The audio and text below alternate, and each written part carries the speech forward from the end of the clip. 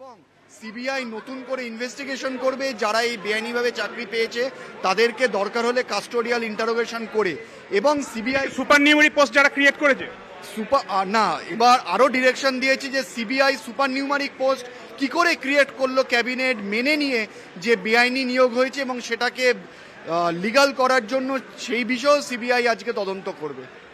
আর কি কি চাকরি বেতন ফেরত সহ আর কি কি নির্দেশ দিল? বেতন ফেরত দিতে হবে এবং নতুন সবাইকে বেতন ফেরত দিতে হবে না, যারা শুধুমাত্র বেআইনি নিয়োগ পেয়েছে তাদেরই বেতন ফেরত দিতে হবে 12% সুদে। তাহলে আর নতুন করে নিয়োগ প্রক্রিয়া কবের মধ্যে শুরু করতে? জুন মাসের মধ্যে নতুন করে নিয়োগ প্রক্রিয়া শুরু করতে হবে এবং সেখানে যাবতীয় সব কিছু ওয়েবসাইটে পাবলিশ করতে হবে যাতে নর্মাল পাবলিক সেটা দেখতে পারে, এবং এই যে ওয়েমার, এই পুরো ওয়েমার পাবলিশ করতে হবে, এবং আর নাইসানা একজন টেন্ডার করে একজন নতুন এজেন্সিকে অ্যাপয়েন্ট করতে হবে যারা এই ওয়েমার এভ্যালুয়েশনের কাজ করবে। তার মানে যে ওএমআর গুলো আসল নয় বলা হচ্ছিল, সিবিআই যেগুলো রিট্রিভ করেছে সেগুলোকে আসল বললো আদালত। আসল বলল আদালত যে 30 লক্ষ ওয়েমার রিকভার করেছে সেগুলো জেনুইন, সেগুলোকে মান্যতা দিল আজকে হাইকোর্টের ডিভিশন বেঞ্চ। এক্ষেত্রে সুদীপ্তবাবু আরো একটা চাঞ্চল্যকর তাহলে তথ্য আসছে, 4টে নয় 5টা নিয়োগ প্রক্রিয়া হয়েছিল, তাহলে উচ্চ প্রাথমিকের ক্ষেত্রেও তো একই ওএমআর এর গল্প রয়েছে, তাহলে উচ্চ প্রাথমিকের ক্ষেত্রেও কি নাল অ্যান্ড ভয়েড হবে? দেখুন, উচ্চ প্রাথমিকের মামলা এখনো ডিভিশন বেঞ্চে পেন্ডিং। আমরা এই অভিযোগই করেছি, উনি শুনানি করছে, দেখা যাক কি হয়। এই বিষয়ে এখন যেহেতু সাবজুডিস, এই বিষয়ে মন্তব্য না করাটাই উচিত। আমি আরো একবার বলবো, 22শে নভেম্বর 2021 প্রথম সিবিআই তদন্তের নির্দেশ গ্রুপ ডি মামলা সন্দীপ প্রসাদের মামলায়, সেই সন্দীপ প্রসাদের আইনজীবী সুদীপ্ত দাশগুপ্ত মূল মামলাকারীদের অন্যতম আইনজীবী। আমি আর একবার নির্দেশটা সরাসরি জানতে চাইবো, 1, 2, 3 করে যদি বলেন। 1 নম্বর নির্দেশ হলো গ্রুপ সি, গ্রুপ ডি, 9, 10, 11, 12 2016-তে যা যা নিয়োগ হয়েছে পুরোটা বাতিল। যারা বেআইনিভাবে নিয়োগ পেয়েছে তাদের মাইনে ফেরত দিতে হবে 12% সুদে। সিবিআই ইনভেস্টিগেশন করবে কি করে সুপার নিউমারিক পোস্ট হলো, এবং যারা বেআইনি নিয়োগ পেয়েছে তারা কিভাবে পেলো, দরকার হলে তাদের কাস্টোডিয়াল ইন্টারোগেশন। নতুন নিয়োগ জুন মাসের মধ্যে শুরু করতে হবে, এবং যে ওয়েমার রিকভার করেছিল সেগুলোর মান্যতা দিয়েছে এবং সেগুলোকে আপলোড করতে হবে, এবং নতুন এজেন্সিকে অ্যাপয়েন্ট করতে হবে যারা ওয়েমার ইভ্যালুয়েট করবে। বেআইনি চাকরি কোনগুলোকে আদালত মনে করছে? যেগুলো ওয়েমারে শূন্য পেয়ে চাকরি পেয়েছে, যেগুলো যারা প্যানেলে ছিল না তারা চাকরি পেয়েছে, যারা পরীক্ষায় বসেনি তারা চাকরি পেয়েছে, র্যাঙ্ক জাম্পিং, এই সব ধরনের বেআইনি নিয়োগ, এবং যাদের রেকমেন্ডেশন এসএসসি আইনি তারা চাকরি করছে, এই সমস্ত বেআইনি নিয়োগ। এদের কি বেতন ফেরত দিতে হবে 12% সুদ? বেতন ফেরত দিতে হবে 12% সুদে।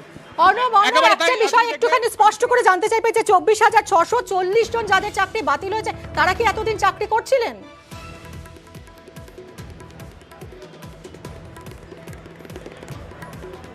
প্রত্যেককে চাকরি করছিলেন, শুধু তাই না 24,640-এর বাইরেও কয়েকশো চাকরি হচ্ছিল, অর্থাৎ ঘোষিত বিজ্ঞপ্তি অনুযায়ী শূন্য পদ তার থেকে বেশি চাকরি করছিলেন, এই অভিযোগ ছিল আদালতের সামনে।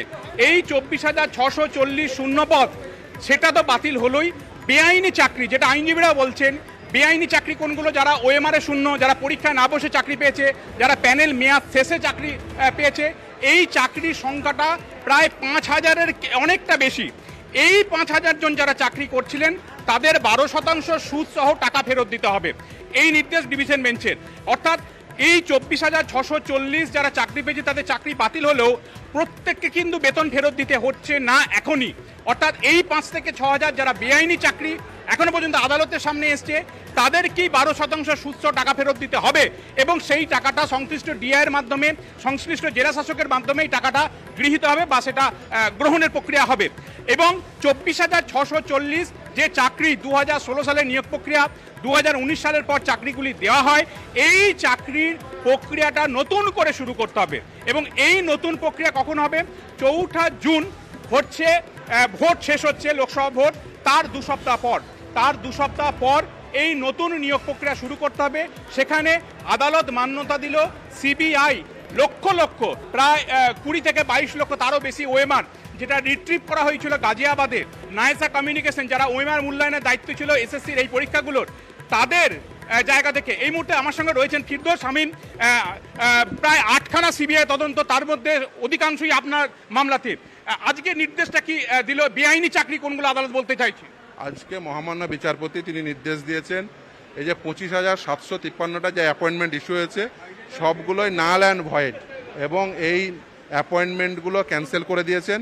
4 সপ্তাহের মধ্যে পয়সা ফেরত দিতে বলেছেন, স্যালারি উইথ ইন্টারেস্ট, এবং ডিএমকে নির্দেশ দিয়েছেন সে রিকভারি তিনি দেখবেন যে সেটা রিকভার্ড হয়েছে কি না।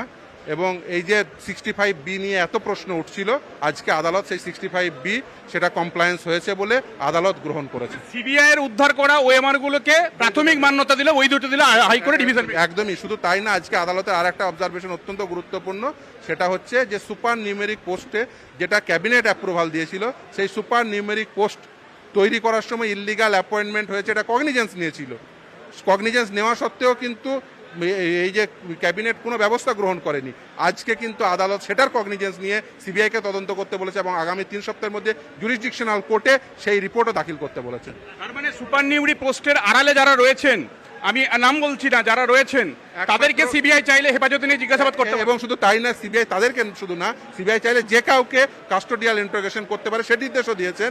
এবং একমাত্র চাকরি রয়ে গেছে যার, সে হলো সোমা দাস। আপনাদের মনে থাকবে মামলা করেছিলাম হিউম্যানিটেরিয়ান গ্রাউন্ডে। মহামান্য বিচারপতি অভিজিৎ গঙ্গোপাধ্যায় সেই সময় বলেছিলেন যদি দেওয়া যায়, সেই শুধুমাত্র সোমা দাসের, যিনি ক্যান্সার আক্রান্তা, তারই শুধুমাত্র চাকরিটা আছে। অর্ণব, একটা বিষয় একটু স্পষ্ট করতে চাইবো, চাকরি তো গেল সবার, কিন্তু টাকা ফেরত দিতে হবে শুধুমাত্র বেআইনি প্রমাণিতদের।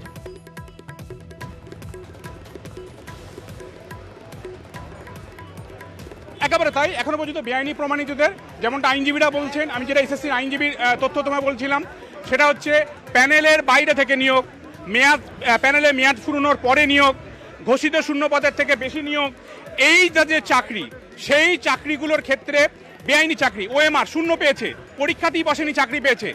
এই সংখ্যাটা প্রাথমিকভাবে দেখা গেছিল এসএসসির বিভিন্ন ওয়েবসাইট, সব জায়গা থেকে যে তথ্য দেখা গেছিল, সব মিলিয়ে সংখ্যাটা প্রায় 5000 বা তার থেকে একটু বেশিই হবে। এই বেআইনি চাকরি প্রাপক যারা, তাদের 12% সুদ সহ সমস্ত বেতনের টাকা সংশ্লিষ্ট জেলার ডিস্ট্রিক্ট স্কুল ইন্সপেক্টরের দপ্তরে ফেরত দিতে হবে। কিন্তু যারা প্রত্যেকে চাকরি করছিলেন, 24,640 বা সংখ্যাটা বেশি হবে, প্রত্যেককে কিন্তু বেতন ফেরত দিতে হচ্ছে না। যারা বেআইনি চাকরি ঘোষিত ইতিমধ্যে, আবারও বলছি, ওএমআর কারচুপি করে চাকরি পেয়েছেন, ওএমআর শূন্য, পরীক্ষায় বসেনি, র্যাঙ্ক জাম্প করে চাকরি পেয়েছেন, বা অনেকের ক্ষেত্রে দেখা গেছে প্যানেলের মেয়াদ শেষ হয়ে গেছে তারপরেও চাকরি পাচ্ছেন, এসএসসি রেকমেন্ডেশন লেটার দেয়নি, অর্থাৎ যারা রেকমেন্ডিং অথরিটি চাকরির সুপারিশপত্রটা দেবে তারা কোনো সুপারিশ দেয়নি, কিন্তু চাকরি পেয়ে গেছে মন্ত্রিশিক্ষা পর্ষদের অ্যাপয়েন্টমেন্ট লেটারে। আদতে এসপি সিনহা বলে যে ব্যক্তি ছিলেন, তিনি হাতে হাতে সুপারিশপত্র দিয়েছিলেন। এই হাতে হাতে সুপারিশপত্র দেওয়া প্রায় 1200 থেকে 1300 চাকরি, সেটাও বাতিল হলো। শুধু তাই না, যারা চাকরি করেছেন তাদের সুদ সহ টাকা ফেরত দিতে হবে। তোমায় আরো একটা তথ্য দিয়ে রাখি, এই মুহূর্তে হাইকোর্ট পাড়া আমাদের কানে যে আসছে, তাতে সুপ্রিম কোর্টে যাওয়ার কিন্তু তোড়জোড় শুরু হয়েছে।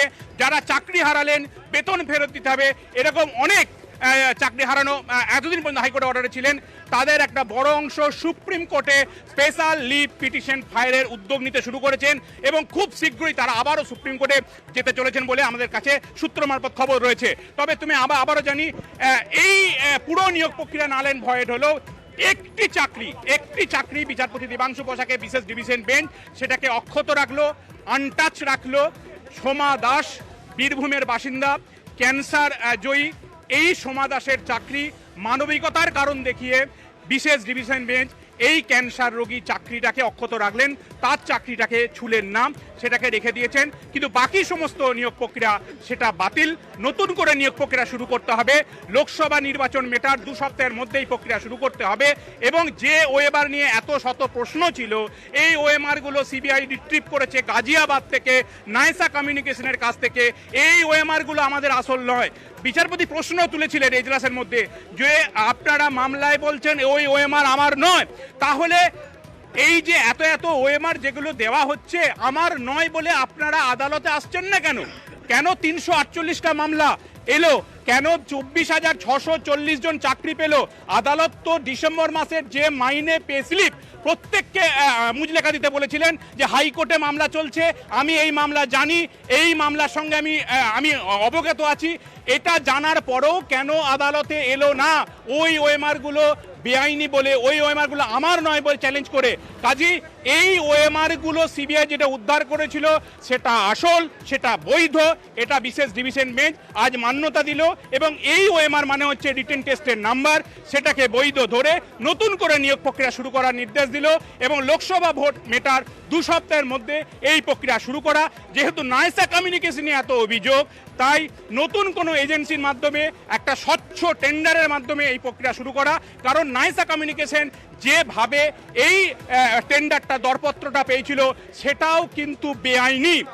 কারণ 5 লক্ষ টাকার বেশি যদি কোনো বরাদ মূল্য হয়, টেন্ডার ভ্যালু হয়, সেক্ষেত্রে অনলাইনে সেটার টেন্ডার করতে হয়, কিন্তু সেই টেন্ডার প্রক্রিয়া হয়নি। কার্যত বন্ধ দরজার মধ্যে পিক অ্যান্ড চুজ ফর্মুলায় টেন্ডার হয়েছিল। নাইসা কমিউনিকেশন একটা নির্দিষ্ট সংস্থাকে টেন্ডার দেওয়া হয়েছিল এই রিটেন টেস্টের ওএমআর মূল্যায়ন করার দায়িত্বে। কাজেই এই প্রক্রিয়াটা নতুন কোন একটা এজেন্সির মাধ্যমে করার কথাও কিন্তু আজ রায় বলল। 281 পাতার রায়, 370টা প্যারাগ্রাফ রয়েছে এবং 348টা মামলার একযোগে রায়, এবং সেই রায় দিতে গিয়ে একটা যুগান্তকারী ঐতিহাসিক রায় ঘোষণা করলো বিচারপতি দেবাংশু বসাকের বিশেষ ডিভিশন বেঞ্চ, যেখানে ভারতবর্ষে স্বাধীনতার আগে বা স্বাধীনতার পরে ভূভারতে একটা নজির তৈরি হলো, যেখানে জুডিশিয়াল ফোরাম থেকে এক ধাক্কায় 4টে নিয়োগ প্রক্রিয়ার 24,640 চাকরি, যেটা এক রায়ের পেনের খোঁচায় বাতিল হয়ে গেল। নতুন করে নিয়োগ প্রক্রিয়া শুরু করার কথা বলা হলো। দেখো, কিছুদিন আগে তোমার মনে থাকবে 2020 সালে বিচারপতি মৌসুমী ভট্টাচার্য উচ্চ প্রাথমিকের নিয়োগের ক্ষেত্রেও একাধিক অনিয়ম খুঁজে পাওয়ার কারণে তিনিও কিন্তু এই নিয়োগ প্রক্রিয়াটাকে বাতিল করে দিয়েছিলেন, মেধা তালিকাটাকে বাতিল করে দিয়ে তিনি নতুন করে ডিনোভো প্রসেস করতে বলেছিলেন। সেখানে চাকরিটা হয়নি, চাকরি কেউ পায়নি, আর এখানে চাকরি পেয়ে গেছে। পার্থক্য এটাই, অর্থাৎ এসএসসি 2016 সালের এসএলএসটির মাধ্যমে মোট 5টা নিয়োগ প্রক্রিয়া করে 4টে নিয়োগ প্রক্রিয়া নালেন ভয়েড হলো। 5 নম্বর প্রক্রিয়ার যেটা উচ্চ প্রাথমিক মামলা, সেটারও মেধা তালিকা একবার নয় দুবার বাতিল হয়েছে। কাজেই এসএসসির 2016 সালের যাবতীয় নিয়োগ প্রক্রিয়া সেটা যে নাল অ্যান্ড ভয়েড, সেটা যদি বেআইনি, সেটাকে খারিজ করে দেওয়া হলো আদালতের নির্দেশে, তা বলার বাহুল্য। অর্থাৎ 2020 সালে বিচারপতি মৌসুমী ভট্টাচার্য উচ্চ প্রাথমিকের মামলার ক্ষেত্রে যে রায় রেখেছিলেন, কার্যত সেটার থেকে আরো কড়া রায় এবার বিচারপতি দেবাংশু বসাকের ডিভিশন বেঞ্চ রাখলো। এবং বিচারপতি দেবাংশু বসাক বললেন কেন এই রায় দিচ্ছে। সেক্ষেত্রে একটা নিয়োগ প্রক্রিয়ায় এসএসসি 2016 সালের নিয়োগ প্রক্রিয়া একটা রুল তৈরি করেছিল। এই রুলের প্রত্যেকটা ছত্র ব্রেক করা হয়েছে। র্যাঙ্ক জাম্প করে, হাই জাম্প করে চাকরি, অর্থাৎ অযোগ্যকে চাকরি দেওয়া হয়েছে। যে ফেল করেছে, অকৃতকার্য, তাকে কৃতকার্য করে চাকরি দেওয়া হয়েছে। যিনি পরীক্ষাতেই বসেননি তিনি চাকরি পেয়ে গেছেন। এসএসসি যারা চাকরি মেধা অর্থাৎ যোগ্য মেধাবী ছাত্রদের চাকরি দেওয়ার জন্য পরীক্ষাটা নিচ্ছেন, কন্ডাক্ট করছেন, এসএসসি কোনো সুপারিশপত্রই দেয়নি, তাদের চাকরি দিয়ে দিচ্ছে মধ্য শিক্ষা পর্ষদ। অর্থাৎ একাধিক ছত্রে এই বেআইনি নিয়োগ হয়েছে। এই বেআইনি নিয়োগের সংখ্যাটা প্রায় 5,000 থেকে 6,000। এই যারা চাকরি পেয়েছে তাদের চাকরি তো বাতিল হচ্ছে, তাদের 12% সুস্থ টাকা ফেরত দিতে হবে। আর প্রত্যেকের বেতন আপাতত বন্ধ, কারণ এই নিয়োগ প্রক্রিয়া উড়ে গেল। প্রত্যেকের বেতন আপাতত বন্ধ রইল। নতুন নিয়োগ প্রক্রিয়ার পর নতুন জায়গায় যারা এতদিন আন্দোলন করছিলেন, বঞ্চিত নিয়োগ প্রার্থী যারা, তারা এই জায়গায় উঠে আসেন কিনা সেটাই এখন দেখার। কারণ এই 24,640 এই যে শূন্য পদ, সেই শূন্য পদে নিয়োগ প্রক্রিয়াটা আবার নতুন করে হবে, যেখানে ওএমআর যেটা সিবিআই গাজিয়াবাদ থেকে উদ্ধার করেছিল নাইসা কমিউনিকেশনের প্রাক্তন সহকর্মী বা কর্মী। একেবারে ঐতিহাসিক রায় তুমি যেরকম বলছিলে, আজ হাইকোর্ট দিয়েছে, যেখানে 24,640 চাকরি বাতিল করে দিয়েছে হাইকোর্ট। গোটা রায়দান প্রক্রিয়া নিয়ে আইনজীবীরা কি বলেছেন, আসুন একবার শুনি। আজকে মহামান্য বিচারপতি দেবাংশু বসাক এবং মহামান্য বিচারপতি সাব্বার রাজদির বেঞ্চ রায় দিয়েছেন 2016 সালের যে 4টে নিয়োগ প্রক্রিয়া, গ্রুপ সি, গ্রুপ ডি, 11, 12 এবং 9, 10 মিলে 25,753 জনকে যে ওএমআর শিট ইস্যু করেছিল, যে অ্যাপয়েন্টমেন্ট লেটার ইস্যু করেছিল, প্রত্যেকের নিয়োগ নাল অ্যান্ড ভয়েড বলে দিয়েছেন। 4 সপ্তাহের মধ্যে স্যালারিটা রিকভার করতে হবে। হ্যাঁ, এবং সেটা অর্ডারটা আপলোড হয়েছে। মূলত অযোগ্য চাকরি প্রাপকদের কথাই বলেছেন, সেটা নিয়েই অ্যাড্রেস করেছেন। এবং যে 9টা ইস্যু ফ্রেম করেছেন, ওদের মূল কথাই ছিল রিট পিটিশনারগুলো মেনটেনেবল না। আজকে মহামান্য বিচারপতি বলেছেন রিট পিটিশন মেনটেনেবল। জুরিসডিকশন পয়েন্টে অ্যাড্রেস করেছেন। এক্সপায়ারি অফ দ্য প্যানেলের পরে যারা অ্যাপয়েন্টমেন্ট পেয়েছেন তাদের অ্যাপয়েন্টমেন্ট নাল অ্যান্ড ভয়েড সহ, যে 19 সেপ্টেম্বর 2022 সালের যে সার্টিফিকেট, যেটা নিয়ে বারবার কথা উঠেছে, 65B কমপ্লায়েন্স হয়েছে কি হয়নি, আজকে মহামান্য বিচারপতি 65B কমপ্লায়েন্সের কথা বলেছেন।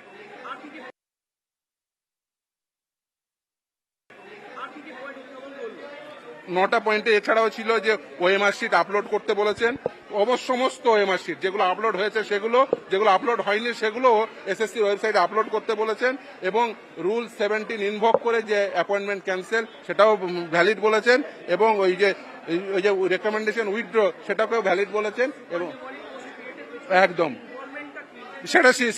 সেটাকে নিয়ে সিবিআই তদন্ত করতে বলেছে এবং জুরিসডিকশনাল কোর্টে 3 মাসের মধ্যে রিপোর্ট দিতে বলেছেন। অর্থাৎ ক্যাবিনেটের তৈরি যে সুপার নিউমেরিক পোস্ট সেটার বৈধতা নিয়েও কিন্তু যথেষ্ট প্রশ্ন চিহ্নের মুখে পড়ল এবং সেটাও কিন্তু সিবিআই তদন্ত হবে।